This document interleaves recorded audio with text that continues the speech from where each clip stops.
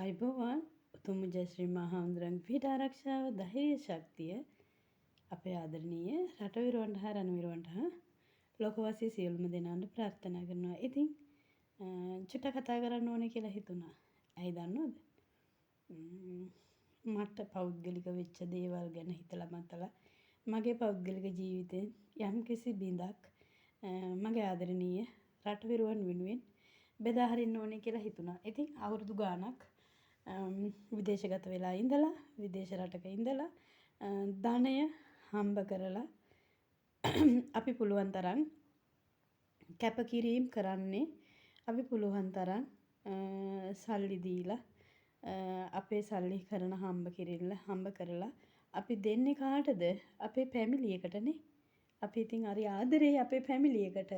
Family එක කිව්වොත් බැඳලා ඉන්නවා නම් මහත්තයාට දරුවන්ට බැඳලා නැත්තම් අම්මට තාත්තට සහෝදර සහෝදරියන්ට. ඉතින් මට කියන්න තියෙන්නේ සහෝදරවරුනි අපිට තියනකම් අපි ළඟ කවුරුත් ඉඳී මට පෞද්ගලිකව වෙච්ච දේ තමයි මට තියනකම් මල් ළඟ හැමෝම හිටියා. අවසානයේ මට නැති වෙනකොට අහකට විසික්කා වුණා. ඉතින් ඔයාලත් ඒකට ඔයාලා හම්බ කරන මුදලින් සියල්ල විනාශ නොකර සියල්ල නැති නොකර යම්කිසි ගාණක් ඔබට කියා යම්කිසි ගාණක් ඉතුරු කරගන්න කවදා හරි අසරණ වෙන මොහොතක් එනවා.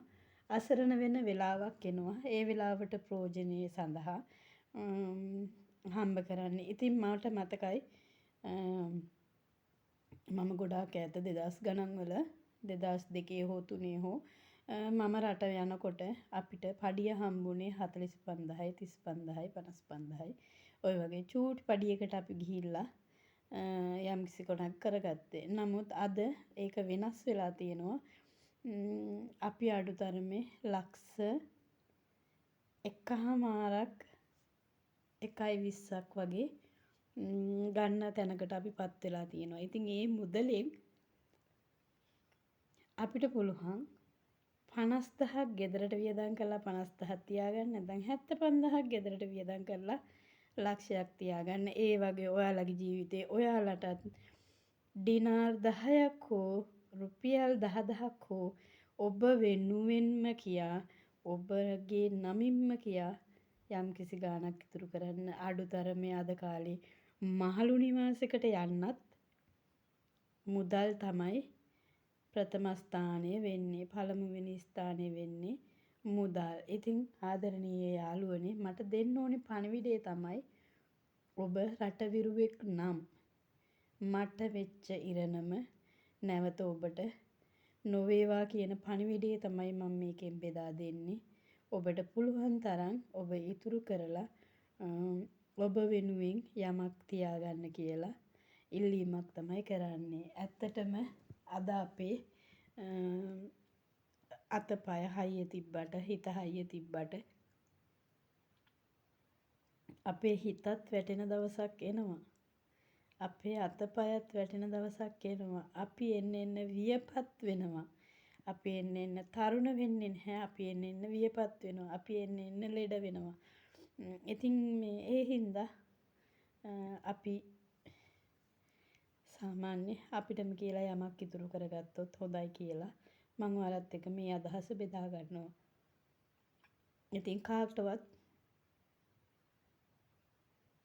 හිත රිද්දන තැනක නෙමෙයි මම මේ වචන බෙදාගන්නේ.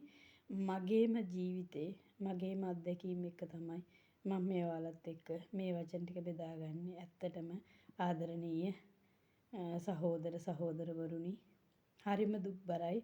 හරිම කනගාටුයි. හරිම සෝචනීයයි අපේ ජීවිත. අපිට අද මේ සතුටෙන් හිනහ වෙලා සන්තෝෂෙන් ඉන්න පුළුවන් වුණාට හෙට උදේ වෙනකොට අපිට මොන දේවල් වලට අපේ ජීවිතවලට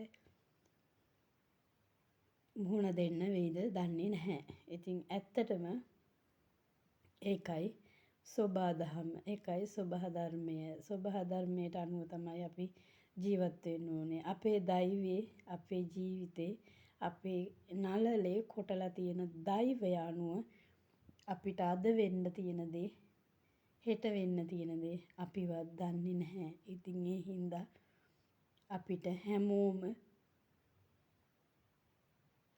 විශ්වාස කරන්න බැරි තැනකට අද සමාජයේපත් වෙලා තියෙනවා. අපි කොච්චර ආදරෙන් අපි හැදුවත් අපේ දරුවෝ බැලුවත් අපිට අවසානයේදී වෙන්නේ කොහොම හරි මේ ලෝකේ දාලා තනි වෙන්න. අපි ඉපදෙනකොට කවුරුත් අරන් එන්නෙත් නැත්නම් අපි මැරෙනකොට කවුරුත් අරන් යන්නේ නැහැ කියන තැන මතක තියාගෙන ජීවත් වෙන්න ඕනේ. අර මොහිදින් බේග් මහත්තයාගේ සින්දුවක් තියෙන්නේ. තනිවයි උපන්නේ තනිවයි මැරෙන්නේ. මේ ඩිංග දීයයි කෝලන් නටන්නේ කියලා. ඉතින් ඇත්තටම තනිව ඉපදුනා නම් තනිවම මැරෙන්න වෙනවා. ඉන්න ටික කාලෙදි අපි සතුටින් සන්තෝෂෙන් පිනක් දහමක් කරගෙන ජීවත් වෙන්න ඕනේ. ඉතින් අපිට කියලා යමක් ඉතුරු කරගමු කියලා මම ඉතින් ඔබ සැමගෙන් ඉල්ලා සිටිනවා. ඉතින් ඔයාලා හැම දිනාටම සියලුම දෙවි දේවතාවුන් වහන්සේලාගේ ආශිර්වාදයත් උතුම් වූ ජයශ්‍රී මහා හමුදුරන්ගේ රැකවරණයත් ආශිර්වාදයත් නිරන්තරයෙන්ම ලැබෙන්න ඕනේ කියලා ප්‍රාර්ථනා කරනවා. තෙරුවන් සරණයි. ගිහින් එන්නම්. නැවත වීඩියෝ එකකින් හමු වෙනතුරු ඔබ සියලුම දෙනාට ජය වේවා.